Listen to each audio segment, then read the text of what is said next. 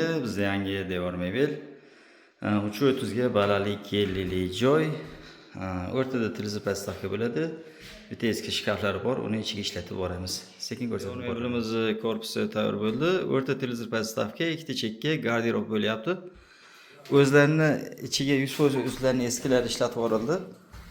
O'sha orqasiga ham o'zlarida eski DPlari bor ekan. Devorga promo tegmasin deb faqat orqa tarafiga qo'yildi. Mana yon taraflari tepasida ham o'sha yetmay qolgan joylari bor. Tayyor qoldi, ko'rsatib boraveramiz. Devor mebelimiz tayyor bo'ldi. Dub ostini laminat, matvisdan tayyorladik. O'rtada televizor podstavka qolgan, ikkita chekkasi garderob. Arzon variantda bo'lyapti.